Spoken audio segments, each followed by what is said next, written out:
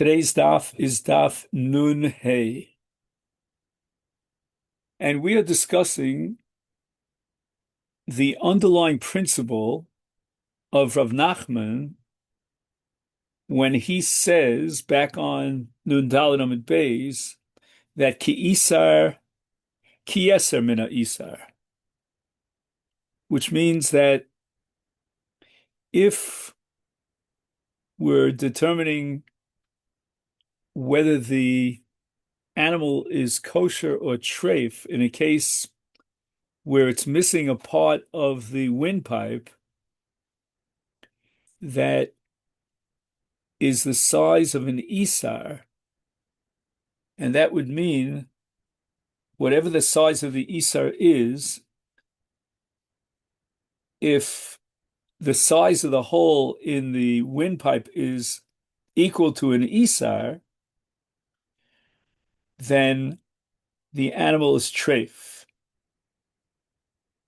And that's based on the principle of ad velo ad bichlal, which means that if the missing piece of the trachea is up to but not equal to the size of an isa, then the animal is kosher. But if it's exactly the size of an isa, then it's treif.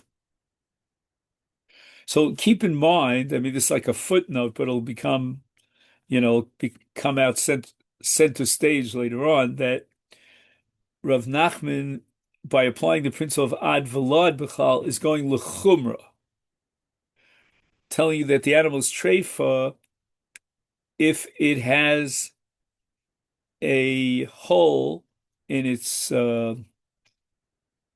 windpipe that's the size of an isar.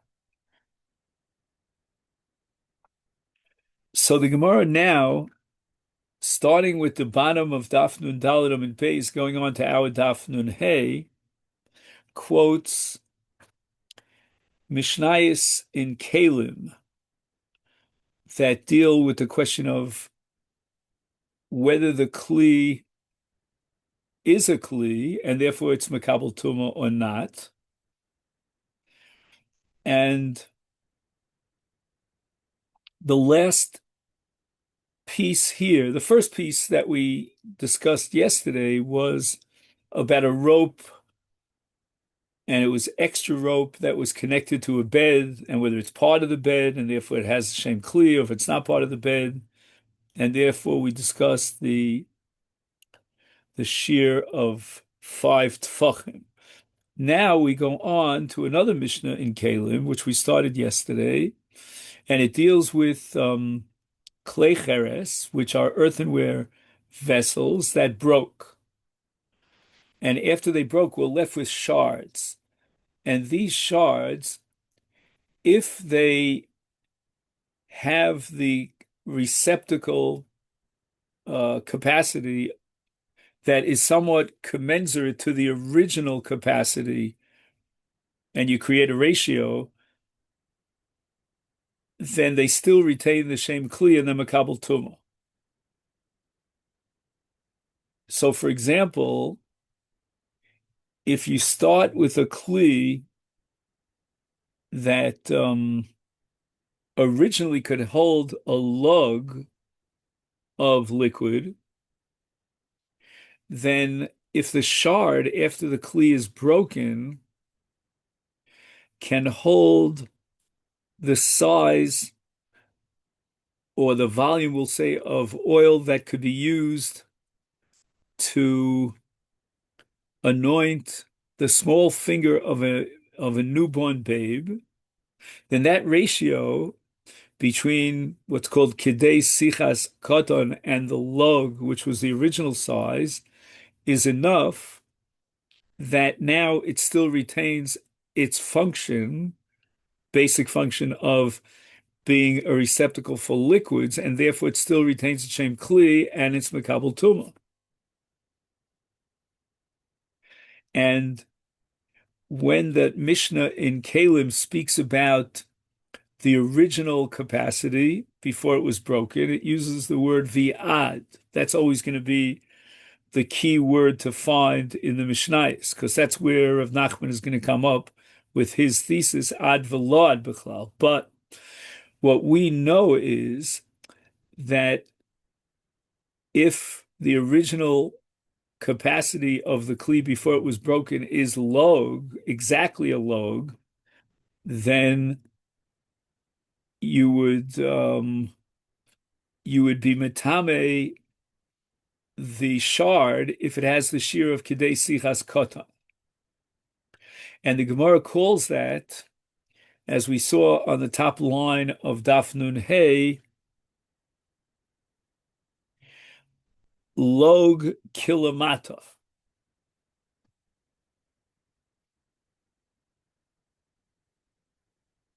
So the Mishnah, therefore, is using the principle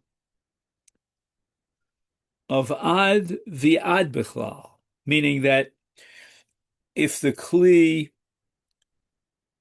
has the original capacity of up to and including a lug, then the shear of the shard to maintain the same kli and be mekabel tuma is kidei sichas katan.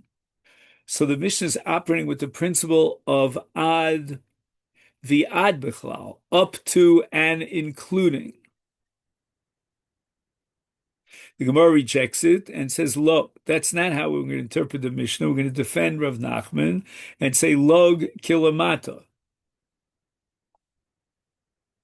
that if the original capacity of the earthenware kli was exactly a log, then that has the same status of something that's more than a log, and therefore the shard will require more than the shear of kidei sichas katan to maintain a shem kli." And this now would defend the principle of Rav Nachman that when the Mishnah uses the term ad, it means ad v'lo ad b'chlal, meaning that log goes up to the next level of receptive capacity. Toshma, we go on in the same Mishnah in Masechta Kelim. What is the next level of capacity? And we're going to have to again create a ratio. So the next level is an earthenware vessel that's larger than the first one that we spoke about, that has up to a log, and a log is already ad v'lo ad b'chlal in the next category. The next category is milog ad sa'ah, and now the ratio becomes a log plus up to a saw biravius, meaning that the shard itself retains its shem kli as long as it still has the capacity of holding a revius. So notice how we jacked up the capacity for receiving a volume of kidei sichas katan in the case where the kli was log, but now we're above log, and therefore we need a capacity of a quarter of a log.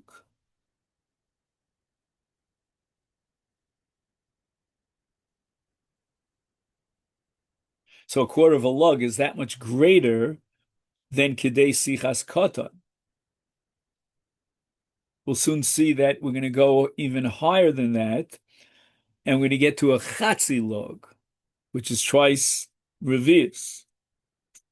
My love, the Gemara understands the Mishnah as sa'ah kilamata, meaning if you had the capacity in the original earthenware vessel before it broke of a saw, exactly a saw, then it would be considered lamata, and all we would need in the shard's capacity would now be the original kidei sichas koton. And that's called ad v'ad bichlal. So again, we're going with the log, and we're saying that the log, exactly a log, has the status of the first, we'll call it the Resha capacity. Lo, the Gemara rejects this as well. Sa'a kilamala. We're going to assume that once the original capacity before the earthenware vessel broke was a saw, then already it's a saw lamala, and the minimum volume of the shard would have to be revius halok. Toshma. Now we go on to the next Mishnah and the next level.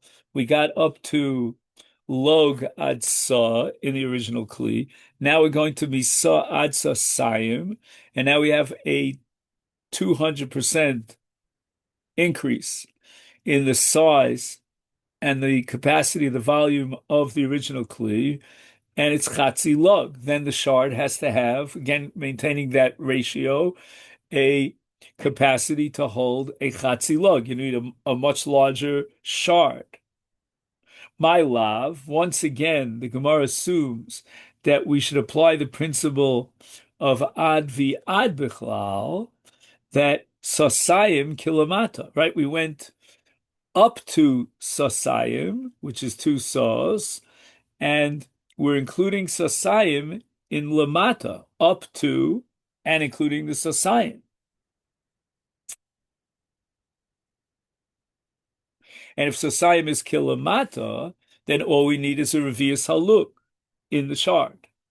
Lo, the Gemara once again, third time around, sasayim kilamala. Once the kli in its original form, before it broke, could reach the capacity of sasayim, exactly as sasayim, then sasayim is kilamala. And we said that sasayim kilamala is going to require a capacity in the shard of a chatzi log. So the Gemara now brings a brisa to reject all the answers that we gave, and to prove that consistently in the Mishnah in Kalim, we're talking about ad v'ad bichlal, not the way we rejected and said ad v'lo ad bichlal.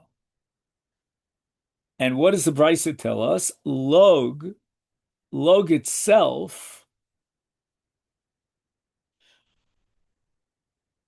kilamata, which would mean we don't go one step further, but rather kilamata. And that's going to mean that if the original capacity of the kli was log, then you're going to require only kidei sichas koton, and that small volume will be enough to maintain the shem kli in the shard, and it will be makabel tumah. The brisa continues and says sa kilamata, sa sayim kilamata. So the brisa in all these cases, the three cases that we dealt with in the Mishnah in Kalim, is interpreting that Mishnah with the principle of ad v'ad bichlal. Meaning when it sets up the shears kidei sichas kotan, because the original was a log itself is going to require only that very minimal amount of shear of kidei sichas kotan. And this is all against Rav Nachman. Now we're at a Parshas Drachim, and the Gemara now is going to reinterpret Rav Nachman.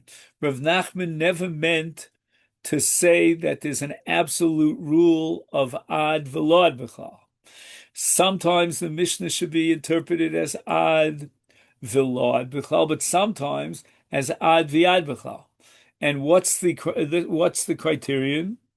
Hasam lechumra, and later on we'll have hacha lekula, meaning it all depends upon whether we're going lechumra or lekula. So let's see how that works out. If we're dealing with Tuma Vitara, then ad vi'ad bichlal is a chumrah, because what we're saying is that if the kli reaches a log, then a smaller amount, it's included under the previous extended thing, that all you need is kidei sichas katan. So that's a chumrah. Rav Nachman, on the other hand, was using ad velo ad bichlal because he was being machmir. And basically he was saying is velo ad bichlal, meaning that if the hole in the trachea is exactly an isar in its size, then it's already large enough to determine that the animal's a treifa. So that's l'chumra. Now, why is it that, we have these two interpretations, possibilities, and we're going to go l'chumra? So the Gemara says that's based on a principle of Rabbi Avo in the name of Rabbi Yochanan, Kol shiri chacham lahachmir, chutz mikigris shel ksamim lahakil. That whenever we have a shir of chachamim, and the unit has to be measured either, Rashi uses the word sachuk. Sachuk means like a smile, meaning in a wider or a broader way. Then it all depends. We're going to measure it either exactly or loosely, depending upon whether it's l'chumra or not. We'll always take the measure in a more stringent definition, with one exception in the case of a kugris and nida, but leave that exception on the side for a moment. And now the Gemara is making the analogy that therefore, if we're dealing with either ad vi'ad b'chal or ad v'lo ad b'chal, we're always going to apply the principle of shi'urim l'chachmir. Now, what's the deal with a gris of ksamim? So we now find a stain, a red stain, on a beged. Again, exactly which beged it is, this beged, that beged, whatever it is, maybe it's even on the sheets, you find a blood stain, and if it's the size of a gris, then she's tmeya, as if she had seen dam nida. What about a gris itself? A gris, by the way, when I was a youngster, they used to say it's the size of a dime, an American dime. I don't know if that's still, still accepted, but that's what it was in my day. Now, if the bloodstain measures exactly a gris, then the halacha is that she's tahora l'baila. And there we're interpreting the measure lekula. And Rashi explains that the reason why we're going to be making in this exceptional case of kigris is because the entire tuma of ksamim is a rabbinic invention. Min Torah, a woman is not tmei l'baila unless she has hargasha.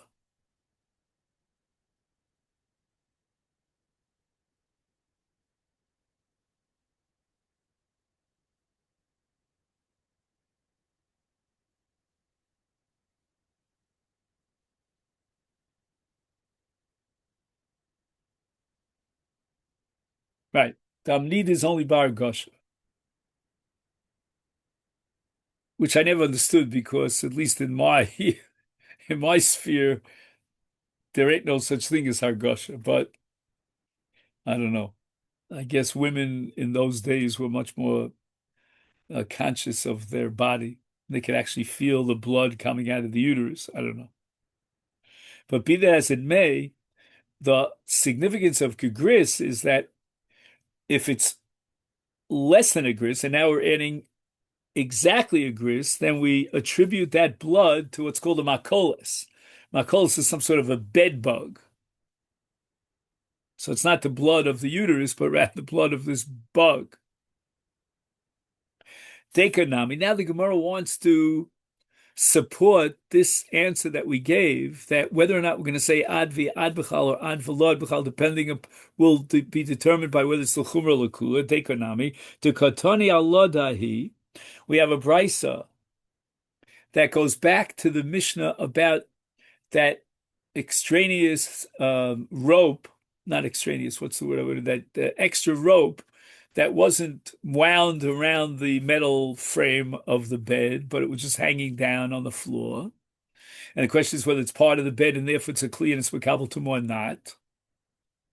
And there we said, chamisha kilamala, that if the rope has 5 tfachim, then the Brisa says it's kilamala. It's as if it is more than 5 tfachim, which gives it a status of a kli, because then you could use the rope to move the bed from place to place.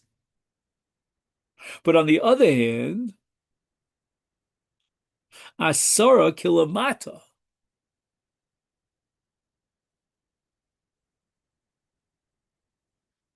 which means that we've shifted now from ad v'ad b'chal to ad v'lo ad b'chal. Why? Because if we use the principle of kilamata with regard to asara, means if the rope is exactly 10 tfachim in length, we're going to consider it as if it's less than 10 tfachim, ad v'lo ad b'chal, in order to be machmir and consider it as a kli, and therefore it's susceptible to tum. Okay, Rabbosai, all this is the completion of what we started yesterday. And now we go back to the Mishnah itself. And as you remember, the Mishnah delineates those cases where the animal has a defect, but yet the animal is kosher. It's not an avela. Nital hatchol. If the spleen was removed. Now, we're going to have I call it a counterintuitive kind of sugya here. What would you say is worse, nikev or nital? Nikev means there's a puncture, but it's still there. The spleen is still there, or you remove the entire spleen. So again, just balabatish, I would have said that certainly nital is much worse than nikev. But yet, Omar Rav Hafira Mishmei Rav Lo Sharol Nital. When is the animal kosher? If the spleen was totally removed. Aval Nikav. But if there's a puncture in the spleen, treifa. I mean, you would have said if there's only a puncture in this, at least you're still left with the spleen. Like we discussed with regard to the Rhea, or the Kaved and so forth. If there's a Kazayas left or whatever it was. But apparently, as Rashi explains, if it's punctured, then that could bring about the death of the animal. Because when it's punctured, I guess there are various, let's say, contaminated fluids that are flowing in and out of the spleen. And they'll affect the entire body, and therefore it's a treifa. Let me just see if he adds something here. All right, it causes illness in the body. All right, he doesn't go into great detail here. Masiv. Now this opinion of Rav Avira is going to come under considerable attack.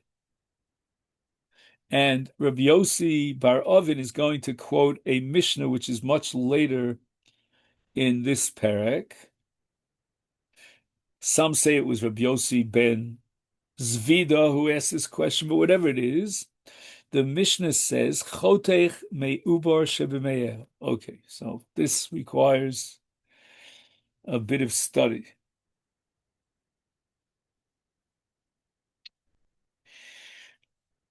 Let's just make a general statement, on a very simple level.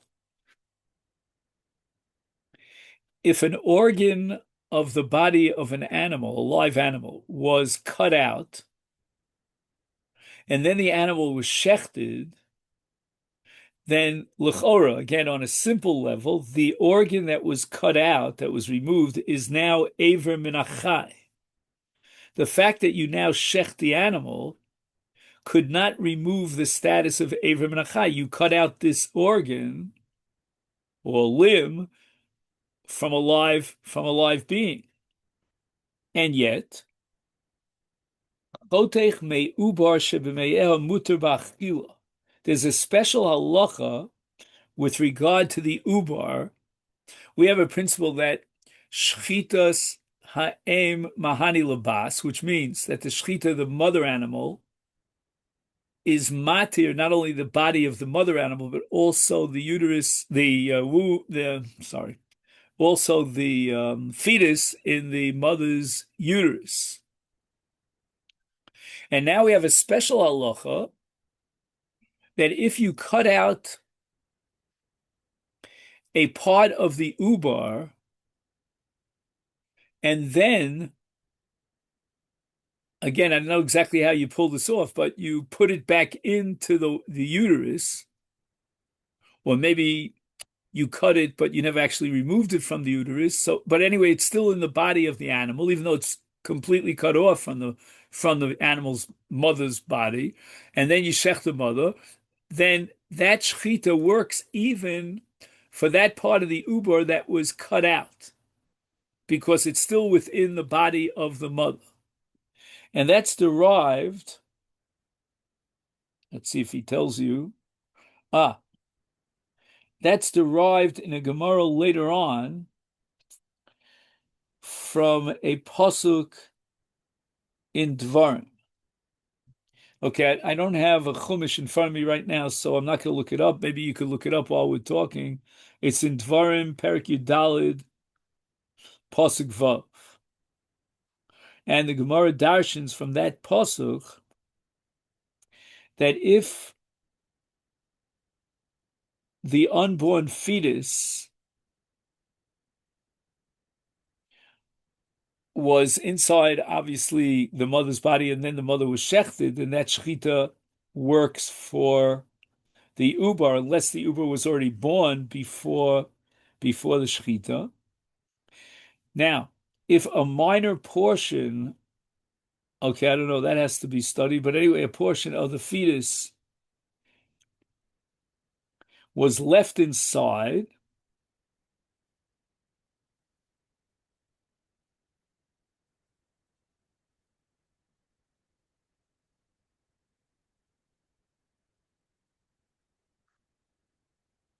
just one second.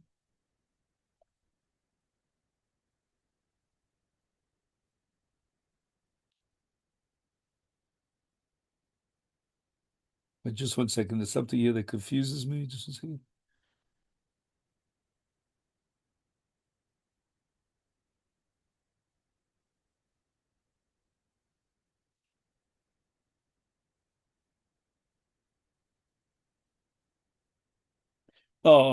This is very complicated. That's a sugi later on. We don't have to know this. It's just that he adds the stipulation that that part that you cut is inside the mother's body and the fetus has not yet been born. And therefore, since the shechita of the mother is effective for the fetus, which I said before, right? Shechita say mahani labas. Therefore, that piece is still considered part of the fetus. And the shechita of the mother permits that part that was cut. However, in contrast, minatchol uminakloyos, let's say you cut out part of the spleen or part of the kidneys,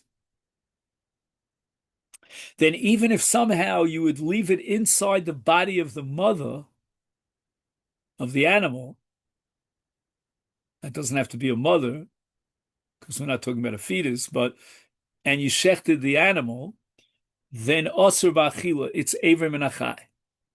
So again, just to summarize, this is a very special halacha with regard to cutting out part of a fetus, that if it's left inside the body and the fetus is not yet born, then the shechita of the mother is matir that part of the body. But if it was the spleen or the kidneys, and for that matter, probably any other part of the body, that was cut out and left somehow inside the body of the original animal, and now you shech the original animal. No, it's Avram and Achai. You already had taken it out. It became Avram and Achai, and it retains its status as Avram and Achai. So the exception to the rule is really that case of the fetus. Oh, so now the Gemara is medayik. Habehema gufa sharia. We never had a question about the status of the animal itself, whose spleen or kidneys were removed. I don't get it. We just finished saying that according to Rabbi Avira,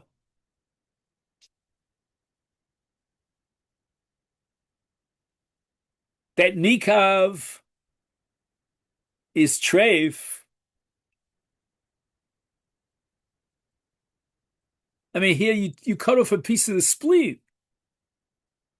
You cut off a piece of the kidneys. Obviously, it's nikav, so it's got to be treif. And yet the whole issue here was about that part of the spleen that was cut out. But as far as the body of the animal is concerned, nobody questioned that the shechita is effective. But according to Rav Avira, how could the shechita be effective if he holds that nikav makes it possible and you cut out part of the spleen? That certainly is nikav. And the Gemara is going to give a technical answer to defend Rav Avira. In truth, the animal itself is treif because of the fact that you cut out part of the spleen or the kidneys. But you'll ask me, so why doesn't the Mishnah mention that?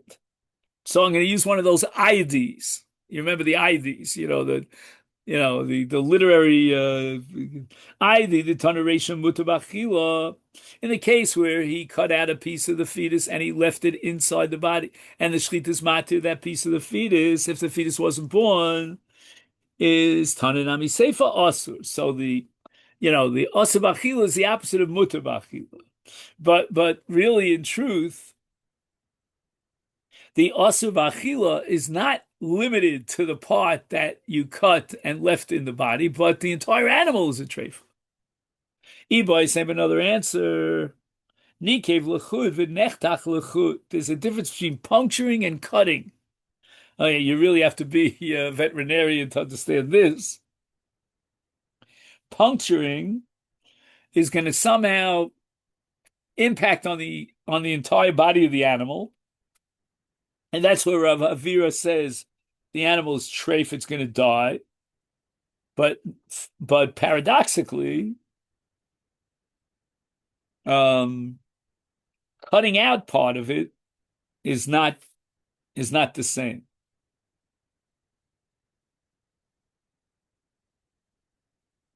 Okay.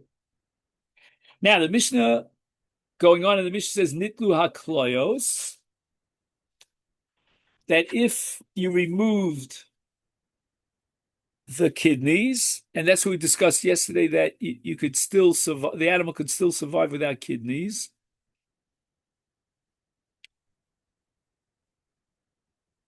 The animal's kosher.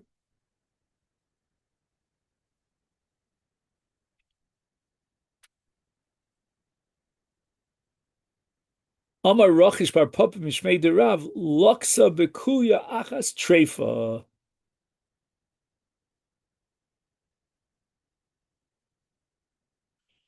So apparently, again, following that line of reasoning that we had before, removing a part of the body may or may not make the animal treifa and guarantee that it is going to die. But on the other hand, laksa, which means that there's a disease in the kidney, that disease is going to have an impact on the totality of the animal.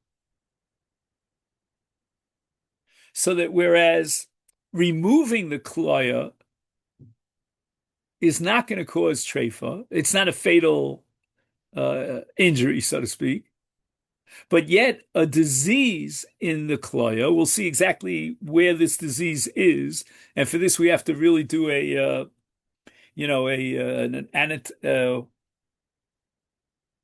post-mortem surgery, on the clios to learn more about the kidneys.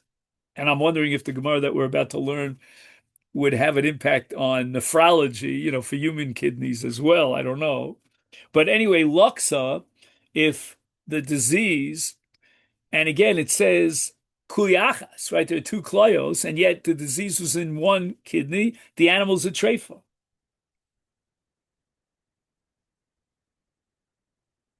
which again is counterintuitive because if the kidney was removed, the animal is kshera. But if the kidney is still there, but it's diseased, it can have an impact on the whole body, and it's a treifa. Now, let's try to understand what is this, uh, what part of the kidney is being is diseased, and that's fatal. Amri Marova, who de matoi luksa, how far into the kidney does this disease reach? And now we're going to talk about something called makom chritz.